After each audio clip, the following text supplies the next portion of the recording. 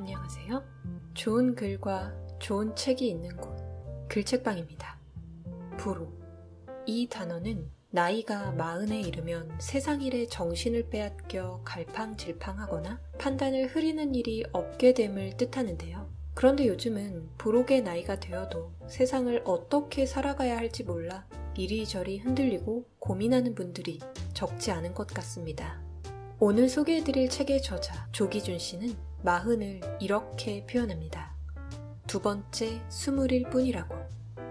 40이 되었어도 남들 하는 것은 하지 않고 남들 하지 않은 것만 골라서 하고 있다는 저자가 40이 넘어 우연히 만난 한 권의 고전, 맹자를 읽으며 적어내려간 40에 대한 새로운 시각이 가득한 책, 내 나이 벌써 40인데 해놓은 게 아무것도 없어를 읽어보겠습니다. 맹자가 말했다. 군자가 보통 사람과 다른 이유는 자기의 마음을 보존하고 있기 때문이다. 군자는 어진 마음을 지니고 예를 마음에 지닌다. 어진 자는 남을 사랑하고 예를 차리는 자는 남을 공경한다. 남을 사랑하는 자는 남들이 그를 사랑하고 남을 공경하는 자는 남들이 그를 공경한다. 한창 잘 살아보자라고 외치던 1970년대에서 1980년대가 지나면서 사회는 먹을 것에 대한 걱정을 잠시 접어두고 즐길 것에 대한 고민을 하기 시작했다. 대중문화의 열기가 확산되고 세련된 패션을 향유하는 젊은 세대가 늘어났다. 40을 전후로 하는 세대에게 최근 방영되었던 드라마 응답하라 3부작은 추억을 공유하기에 더없이 좋은 이야깃거리였다. 특히나 1970년대 후반부터 1980년대 초반에 태어난 세대는 당시 어린 시절을 보냈기에 이미 대학생이던 삼촌, 이모들의 어른 문화와는 다른 옛 생각을 많이 소환했을 것이다. 어린 시절에는 학교에서 꼭 장래희망에 대해 말하곤 했다. 또한 닮고 싶은 위인들에 대한 이야기를 빼놓지 않았다. 수업 시간 중에든 쉬는 시간에든 특별활동 시간에든.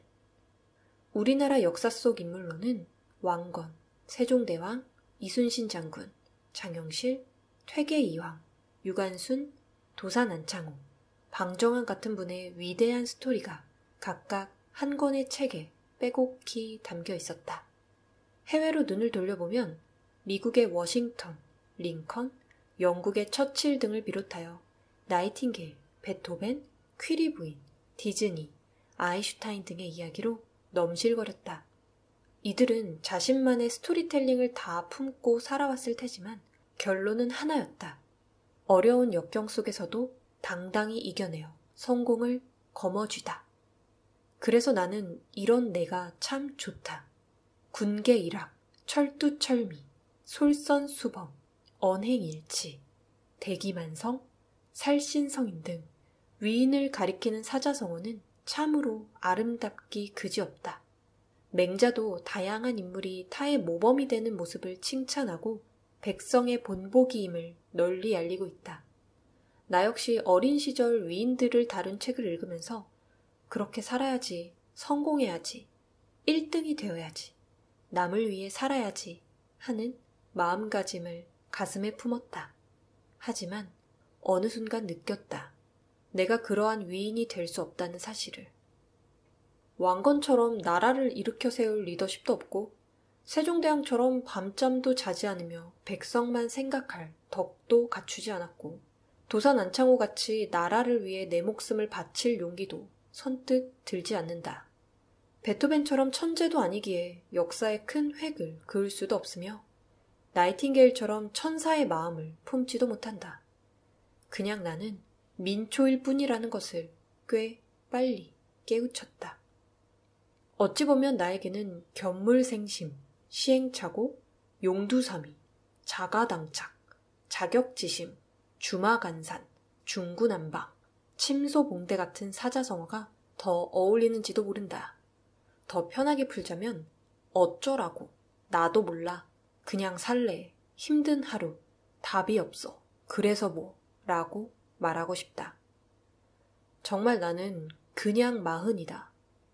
세상일에 정신을 빼앗겨 갈팡질팡하거나 판단력을 흐리는 일이 없게 되는 좀 있어 보이는 마흔이 아니다.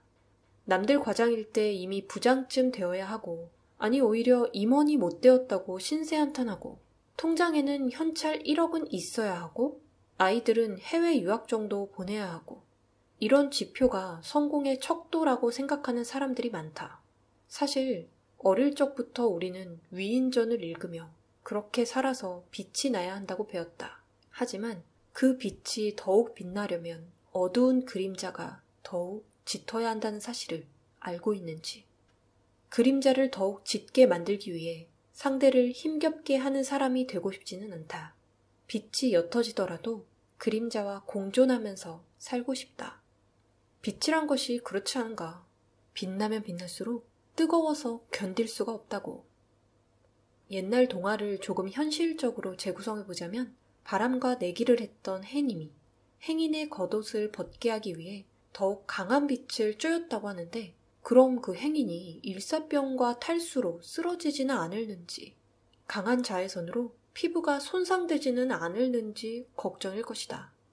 남들은 내가 마흔인데도 아직까지 그러고 사냐고 손가락질하거나 비아냥거릴 수도 있다. 하지만 뭐 어떤가. 세상에서 내가 제일 행복한 사람인데, 내가 정해놓은 가치만큼 충분히 행복한데 말이다. 그렇게 말하는 사람들 치고 행복하다고 자신있게 말하는 사람은 없더라. 누군가가 나에게 물어본다. 행복하세요? 그러면 나는 이렇게 답한다.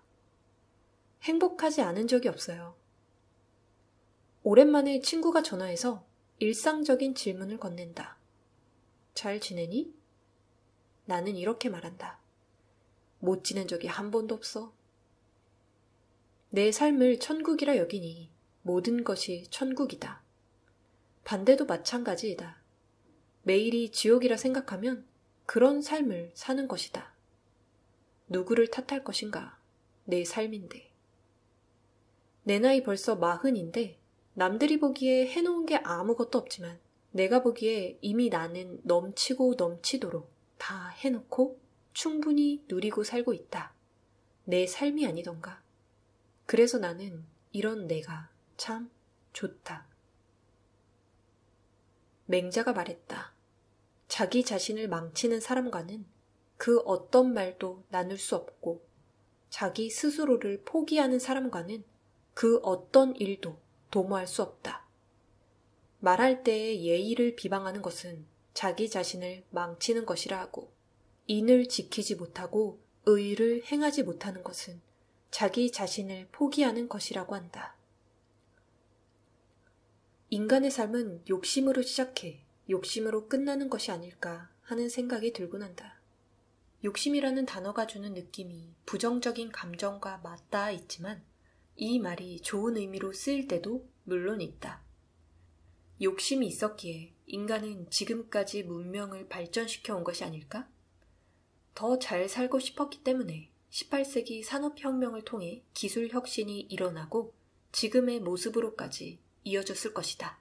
하지만 지나친 욕심은 결국 문제를 불러온다. 태초의 인간이 괜한 욕심을 부려 선악과를 따먹은 것에서 알 수 있듯이 인간은 욕심과 때려야 뗄 수 없는 관계에 놓여 있다. 다양한 역사 속 예시를 살펴보더라도 충분히 고개를 끄덕일만 하다. 전쟁의 역사만 보더라도 만족하지 못하는 본성에 기인한다고 해도 과언이 아니다. 스파르타의 왕비 헬레나를 빼앗은 데서 시작해 조국의 멸망을 자초한 기원전 12세기의 트로이 전쟁, 11세기 말 성지 예루살렘을 탈환하기 위해 벌인 십자군 전쟁, 7천만 명 이상의 사상자를 낸 인류 최악의 전쟁인 제2차 세계대전에 이르기까지 만족하지 못하는 나 때문에 욕심은 문제를 낳고 결국 자신이 그 올가미에 갇히면서 후회와 비통함만 휘감게 된다. 조금만 내려놓으면 조금 더 행복해진다. 40이 된 지금 은근슬쩍 괜히 뒤를 돌아보곤 한다. 욕심이라는 단어를 마음에 품고서 추억을 끄집어내어 보니 학창시절 성적을 올리려고 악착같이 공부했던 기억, 영어 말하기 대회에서 1등 하고 싶어 상대편 정보를 캐려고 애썼던 기억 등이 떠오른다. 지금 생각하면 피식 웃음만 나는 귀여운 욕심쟁이의 모습이 아니었나 싶다. 그렇다면 지금의 나는 어떨까? 물론 욕심이 없다면 완벽한 거짓말일 것이다. 사촌이 비싼 땅을 헐값에 샀거나 경쟁률이 엄청난 아파트 프리미엄층을 분양받았거나 최소 로또 2등에 당첨되었다는 이야기를 들었을 때 아무 일 없다는 듯 넘어갈 수 있을까? 분명 14.89% 정도 살짝 복통 기운을 느낄 것이다. 20.36% 정도 그 사촌이 꼴도 보기 싫을 것이다. 하지만 가슴에 손을 올려둔 채로 솔직하게 말하자면 지금의 나는 그때의 나와 많이 달라졌다. 그 모든 것이 내 것이 될 수 없음을 신압으로 깨달으면서 정말 나와 전혀 상관없는 남의 이야기처럼 느끼려 노력하고 있다. 아니, 그냥 나와 상관없는 이야기로 치부한다. 속상하겠지만 욕심을 부리거나 질투하지 않고 그냥 넘겨버리는 마음가짐. 그것이 중요하다. 어차피 내 것이 아닌데 끙끙 앓다가는 속병이 생겨서 더 큰 병을 떠안아야 할 수도 있다. 옛날에는 속병으로 목숨까지 잃었다고 하지 않았던가? 반드시 대기업에 취직하려고 아등바등 하지 않았다. 행복해지고 싶어서 하고 싶은 일을 찾다 보니 모두가 만류하던 뮤지컬 배우의 길에 들어서기도 했다. 돈벌이는 시원찮았다. 지하철표 끊을 돈도 없었다. 김밥 한 줄 겨우 사서 하루를 버티기도 했다. 하지만 당시에는 그냥 고민 없이 행복해지고 싶었다. 살아있다는 향기를 마음껏 내뿜고 싶었을 뿐이다. 주위에서는 결혼, 자식 뒷바라지, 노후 대비 등을 거론하며 번듯한 직장을 가져야 한다고 잔소리를 해댔지만 엄마는 혼자서 하고 싶은 대로 행복하게 살라고 격려해 주셔서 지금까지 그렇게 살고 있다. 겉으로는 가진 것에 여유가 없는 것처럼 보일지라도 마음속으로는 세상에서 내가 제일 부자다. 의무감을 줄이니 행복감이 찾아온 것이다. 승진 욕심, 성공 욕심, 결혼 욕심, 자식 욕심 등은 내게 없으니 너무 홀가분하다. 물론 우리 집 6 고양이 건강 욕심은 있지만 이는 조금 다른 문제라며 살짝 비켜가고 싶다. 그렇다면 맹자에서 이야기한 호연지기는 내게 어떤 의미로 다가올 수 있을까? 이 사자성어에 담긴 의미와 가치는 워낙에 천하 대장부들에게나 어울리는 것이라 나는 소심한 호연지기를 떠올려 보려 한다. 흔들리지 않는 바른 마음, 부끄럼 없는 용기, 자유로운 마음 등 내게 맞는 방식으로 조금은 변형해서 적용해 본다. 물론 그렇게 살고자 노력하고 있고 앞으로도 그렇게 살 테지만 소심한 호연지기라니. 더없이 나다우면서 나만이 가질 수 있는 타이틀 같다. 어떤가? 나와 함께 그렇게 살아보는 것은. 욕심은 조금씩 버리고 주어진 것에 만족하며 살아가는 삶. 열심히 사는 것과 욕심을 부리며 사는 것은 분명 다르다. 적게 가지고 있을 때는 적게 쓰면 그만이다. 많이 가지고 있으면 그만큼 많이 쓸 수밖에 없다. 최고 권력을 쥐고 있는 정치인, 돈이 넘치고 넘치는 기업인들이 언제나 행복하게 살고 있는 것은 아니다. 그만한 사이즈의 옷을 입었으니 그에 맞게 행동하는 것일 수밖에. 모든 것을 다 가진 것만 같은 그들이 종종 과한 욕심으로 잘못을 저질러 법의 심판을 받느라 고통스러워할 때 나는 편안하게 소파에 등을 기대어 맥주 한 캔을 시원하게 마시고 있을 테니 내가 더 행복한 사람이리라. 조금만 내려놓자. 그러면 조금 더 행복해질 것이다. 이것은 진리다. 지금까지 피오르드에서 펴낸 조기준 작가의 내 나이 벌써 40인데 해놓은 게 아무것도 없어 였습니다. 오늘의 글책방은 여기까지입니다. 좋은 글과 좋은 책이 있는 곳 글책방과 함께 해주셔서 감사합니다.